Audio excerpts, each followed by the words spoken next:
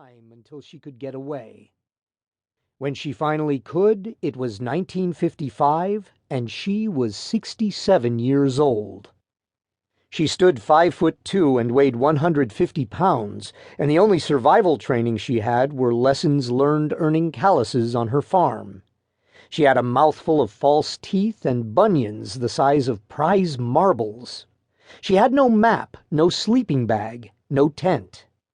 She was blind without her glasses, and she was utterly unprepared if she faced the wrath of a snowstorm, not all that rare on the trail. 5 years before, a freezing Thanksgiving downpour killed more than 300 in Appalachia, and most of them had houses. Their bones were buried on these hillsides. She had prepared for her trek the only way she knew how. The year before, she worked at a nursing home and tucked away what she could of her $25 a week paycheck until she finally earned enough quarters to draw the minimum in Social Security, $52 a month. She had started walking in January while living with her son Nelson in Dayton, Ohio.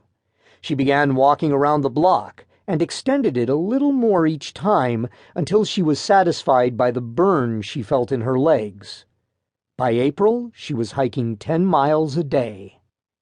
Before her now grew an amazing sweep of elms, chestnuts, hemlocks, dogwoods, spruces, firs, mountain ashes, and sugar maples. She'd see crystal-clear streams and raging rivers and vistas that would steal her breath. Before her stood mountains, more than 300 of them topping 5,000 feet, the ancient remnants of a range that hundreds of millions of years before pierced the clouds and rivaled the Himalayas in their majesty. The Unicas, the Smokies, the Chiowas, the Nantahelas.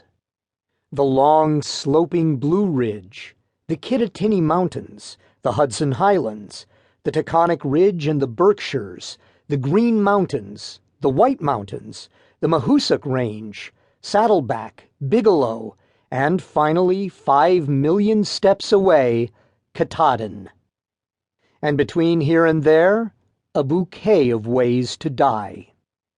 Between here and there lurked wild boars, black bears, wolves, bobcats, coyotes, backwater outlaws, and lawless hillbillies, poison oak, poison ivy, and poison sumac, anthills and black flies and deer ticks and rabid skunks, squirrels and raccoons.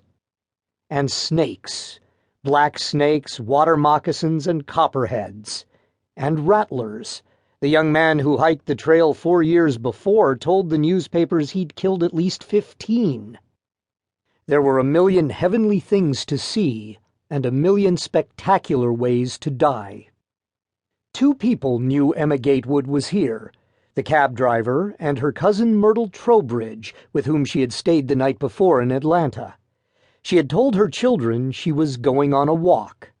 That was no lie. She just never finished her sentence, never offered her own offspring the astonishing, impossible particulars. All 11 of them were grown anyhow and independent. They had their own children to raise and bills to pay and lawns to mow, the price of participation in the great immobile American dream. She was past all that. She'd send a postcard.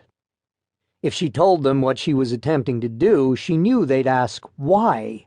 That's a question she'd face day and night in the coming months, as word of her hike spread like fire through the valleys, as newspaper reporters learned of her mission and intercepted her along the trail. It was a question she'd playfully brush off every time they asked. And how they'd ask! Groucho Marx would ask, Dave Garroway would ask, Sports Illustrated would ask, the Associated Press would ask, the United States Congress would ask.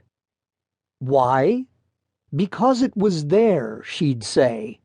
Seemed like a good lark, she'd say. She'd never betray the real reason. She'd never show those newspaper men and television cameras her broken teeth or busted ribs, or talk about the town that kept dark secrets or the night she spent in a jail cell. She'd tell them she was a widow. Yes. She'd tell them she found solace in nature.